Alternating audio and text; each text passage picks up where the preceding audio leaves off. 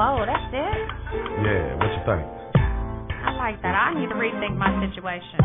That's all I want my sisters to do. Now you got it. Each one teach one.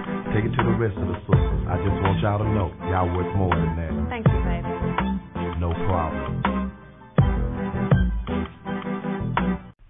Oh, how I miss my days in Dallas. As you know, I'm originally from Mississippi, and I moved from Jackson, Mississippi to Dallas, Texas, and now I am in Chicago, Illinois. That first song you heard was Ghetto Rhapsody. That was performed by Rodney Blue, G-Man, as well as yours truly, Goddess Sage.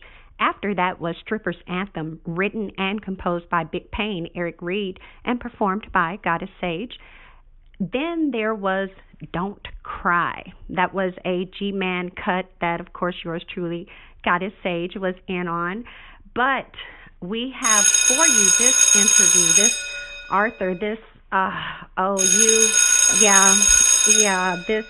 ring the bell. Yeah, this Arthur, Paula Brown, is another Arthur that, as you know, bepublished.org has assisted more than 700 people with becoming Arthurs in the 15 years that the company has been in existence. But Paula Brown, her book, My Pastor, My Molester, My Lover, was published in December of 2018 with assistance from bepublished.org. And this particular work truly is, just like it says in the marketing copy, it's a gripping work of nonfiction that uncovers dark secrets and provides pathways to breakthroughs. This Arthur penned the work with the hopes that those who are in similar situations or even in relative situations would be able to find healing. And we know a lot of times with, even if what someone is saying directly with their situation, it may not be our exact thing, but we can see some kind of relativity with it. You know, there's some kind of associative thinking that we can apply to it, to where we can see a lesson, we can apply it, learn it. But this, oh my gosh, I'm just going to focus on getting art because I don't want to say too much. This, you got to get this book. My Pastor, My Molester, My Lover by Paula Brown. It recently was number 1 on Amazon. And so definitely support this Arthur. She's a mother. She's a wife.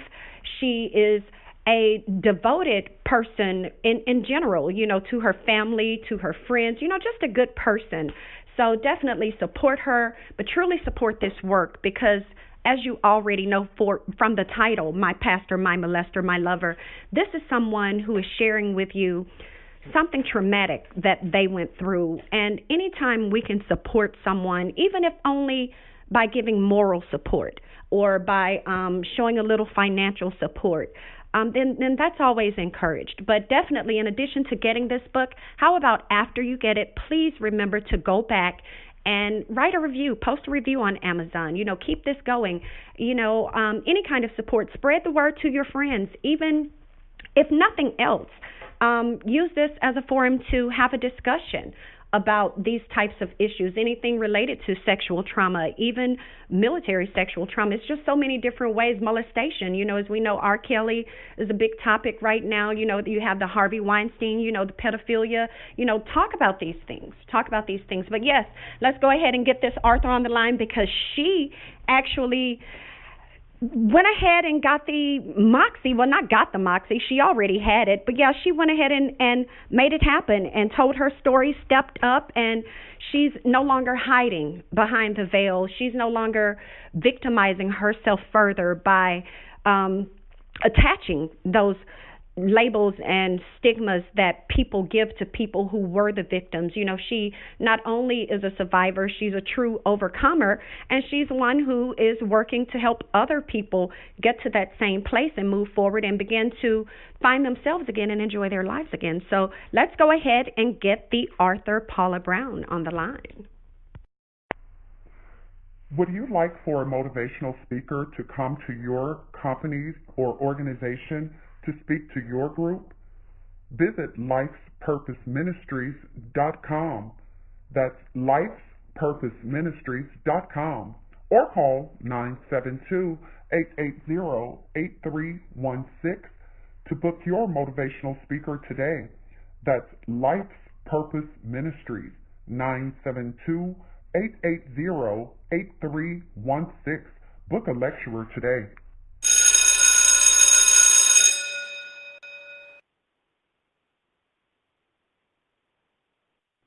Lovely, lovely. Now we have with us on the line that author that I was telling you all about. Now, I know you have a million questions, so definitely feel free to type those questions there, and we will get with them as soon as we can.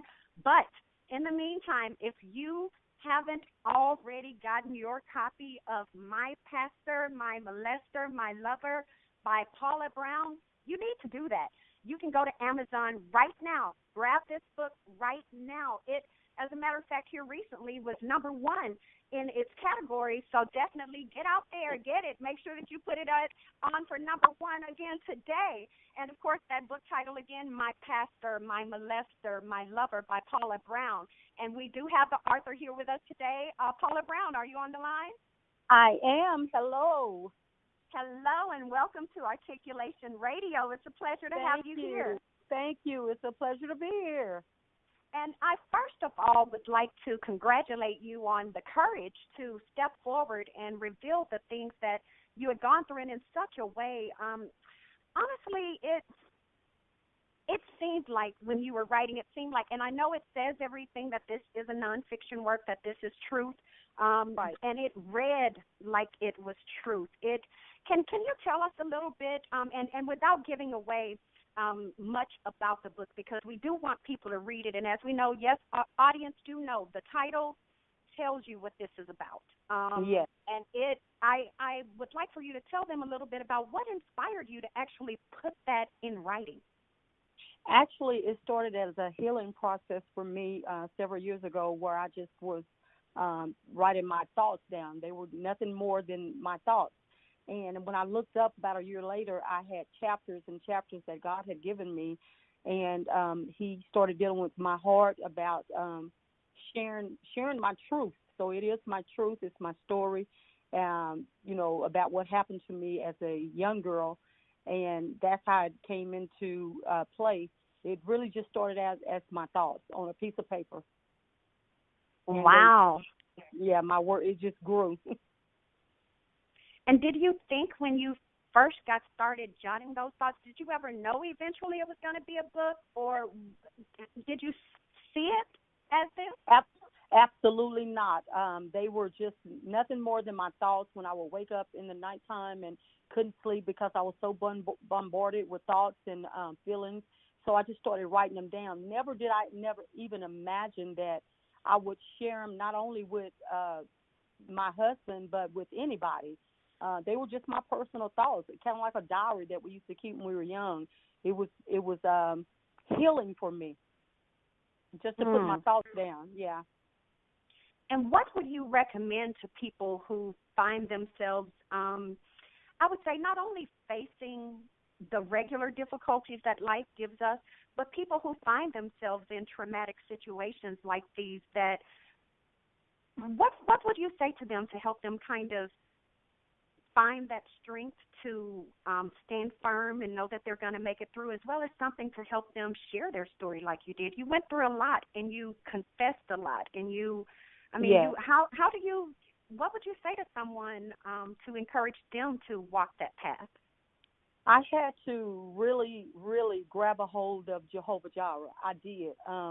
Without him, I don't think I know I wouldn't have ever got to a place where I could forgive me, but more importantly, forgive the one that stole my youth from me. So I had to really grab a hold of Jehovah's hand and let him lead me to a place that I was finally comfortable with being in my own skin, because I didn't like me.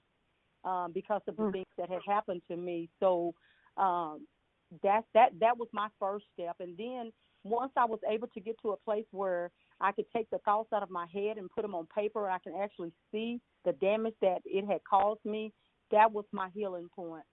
So I would say just find some kind of place of solitude where you could get and, work it out get it out of your head and get it out of your heart and onto some paper or something, whatever would help you. Yeah.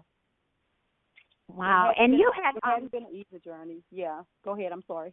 No. That was perfect. And that's what I was going to go back to was, how you had pointed out how, and one of the things you said was so key. And I think that this is the main thing that a lot of victims of sexual trauma, a lot of survivors, this is that element. It makes you, think things about yourself and feel bad things about yourself when people violate you. And to be able to, and you had mentioned how for you, that very first step for surviving that thing and knowing you would come out was your taking hold of the hand, you said, of Jehovah Jireh. Can you elaborate on that for us? Yes, absolutely. I had gotten to a place where suicide became a daily thought for me. It was my best friend, clinging on to that every day. How am I going to do it? What will my husband do? What will my daughter do? How could I leave them like that? Because it was tormenting my mind. It was tormenting my soul. And so the day that I stepped into my church and my pastor was talking about woman thou art loose, and everything, his words began to resonate in my spirit. And I knew at that moment God didn't want me to die. He really wanted me to live, to declare his glory. And so that has been my sanctuary, to be able to steal away in a closet somewhere and get on my knees and ask him to take those thoughts from me, because they are real. They were really real. Yes. And let me, for the audience, for those of you who are just kind of tuning in, we are talking to the author Paula Brown, and we are discussing her debut work, My Pastor, My Molester, My Lover. You got to get this book. Go to Amazon right now. Matter of fact, even if you're like, I don't want to type in all that, go to Amazon, type in Pastor, Lover, Molester, Paula Brown. You're going to get this book, and you're going to see it's going to pop up. Let me read you all a little bit from the back. It says, Healing in the Ashes. In order for me to receive God's beauty, I had to surrender the nastiness of my past. That line there, I think for a lot of us, there are things that we're going through, and it first starts with us embracing that whole, I would say, Sankofa essence, just realizing the past is there to give us food to move forward. How did you surrender that part? Because a lot of times and you had mentioned that writing the book was therapy for you, and I'm sure that was part of what helped you kind of surrender the pain from that, that nastiness, that ugliness that you had gone through, to be able to separate yourself from that and see that wasn't your identity. What other things other than writing the book and, of course, going within and developing and nurturing your personal relationship with the Most High and with yourself, other than those three things, the relationships with personal, the relationships with Creator, and, of course, the creative outlet, this literary expression, are there any other steps that you took to kind of help you overcome that you would like to share with the audience that may help them? Yes, I got to a mindset where I was able to start taking my mind off of me so much. So I started working at the North Texas Job Corps in my city, where there was at-risk adolescents that had gone through, I would hear a story every day about how they had been raped by their fathers and their brothers and their uncles. So that was ministry to me. So the more I started ministering to them and tell them that they could overcome, the more I was speaking to myself, telling myself I could overcome. So to take my mind off of me so much and put it on somebody else, that was healing as well. And I think that's one, I tried to walk out of self-pity so much, and that really helped me to be able to minister to those young kids. Yes. And it's funny, too, because that's another one of those lines from the back of your book that stood out. That was one of those kind of confessional outlets to let people know really how deep this goes and how much of your life you're sharing with them. Because, of course, here's another line from the back of her book. And, of course, I'm not going to read you all in case you're thinking, we're going to get little snippets on the inside. No, baby, no. I'm just giving you a little taste from the outside. You need to get this book. I promise y'all you need to get this. And she has it available not just in the softback. Now, the softback, which is what I'm holding in my hand and reading from. It cost me $19.95. I got it from Amazon, and you know how you just pay the taxes and shipping. But she also has a Kindle version available, an ebook version of this, and that's available for $9.95, I believe, plus the taxes. Yes. And, of course,